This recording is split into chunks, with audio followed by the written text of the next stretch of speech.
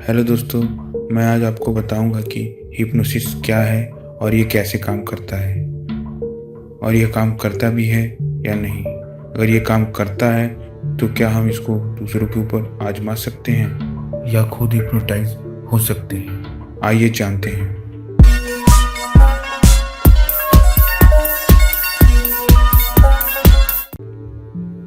आपने तो सुना ही होगा कि लोग दूसरों को हिप्नोटाइज करके उनके अंदर की सारी सच्चाई जान लेते हैं, जैसा कि उनके मन में क्या चल रहा है, उन्होंने जो मुझसे कल बात कही थी वो सही थी या नहीं, और उनके एटीएम का पिन नंबर और भी बहुत सी सीक्रेट बातें।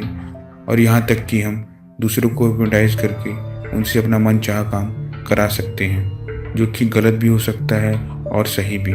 और यह ज़रूरी नहीं कि जब कोई हमें दूसरा हिप्नोटाइज करे तभी हम हिप्नोटाइज हो।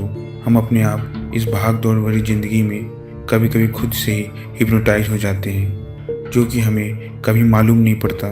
हिप्नोसिस हमारे दिमाग में अलग अलग लेवल पर काम करता है, जो कि 3 भागों में बटा हुआ है। सबसे ऊपर है कॉन्शियस लेवल, उसके बाद है सबकॉन्शियस लेवल और अंत में आता है अनकॉन्शियस लेवल। सबकॉन्शियस और अनकॉन्शियस लेवल को मिलाकर एक टर्म बनता है जिसे हम अनकॉन्शियस माइंड कहते हैं। चलिए हम बताते हैं आपको कि कॉन्शियस माइंड और अनकॉन्शियस माइंड में क्या अंतर है।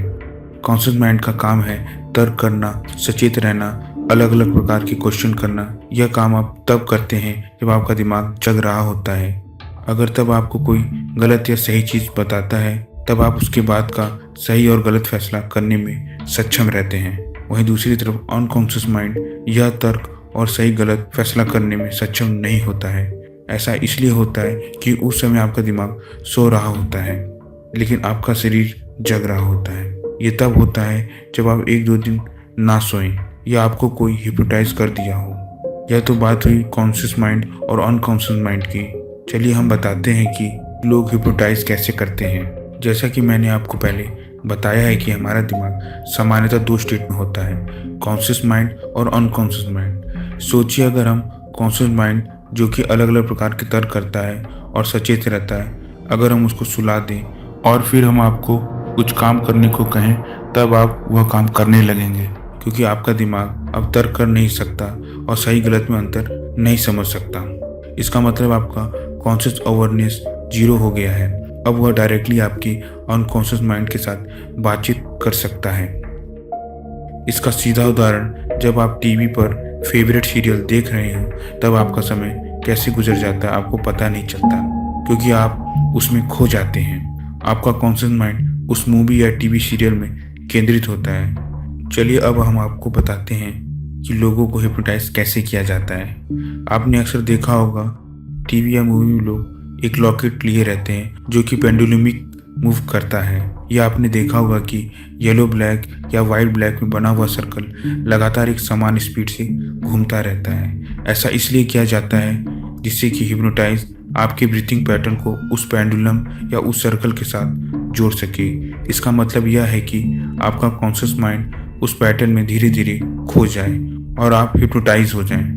हिप्नोटिस्ट आपके अनकॉन्शियस माइंड के साथ लगातार बातचीत करने की कोशिश करता रहेगा और कुछ समय बाद धीरे धीरे आपका कॉन्शियस माइंड बिल्कुल सो जाएगा, लेकिन आप जग रहे होंगे और आपके साथ साथ आपका अनकॉन्शियस माइंड भी जग रहा होगा, जिससे कि हिप्नोटिस्ट आपके अनकॉन्शियस माइंड के साथ अपना मन चाह कमांड देकर आपसे काम कराता है और आप काम करते जाते हैं, चाहे वह काम सही हो या गलत, क्योंकि आप इस वक्त यह नहीं समझ सकते कि यह काम सही है या गलत, क्योंकि आपका कॉन्शियस माइंड सो रहा होता है। फ्रेंड्स, यह था मेरे वीडियो की हिप्नोसिस क्या होता है और लोग हिप्नोटाइज दूसरों को कैसे करते हैं। अगर आप जानना चाहते हैं कि हिप्नोसिस करने में कौन कौन से स्टेप फॉलो होते हैं तो नीचे कमेंट जरूर करें, मैं इसके लिए दूसरा वीडियो बना दूंगा। दोस्तों, अगर मेरा वीडियो पसंद आया हो तो लाइक, सब्सक्राइब और शेयर करना मत भूलिएगा, क्योंकि मैं आपके सामने रोज नए नए रोचक तथ्य लाता रहूँगा।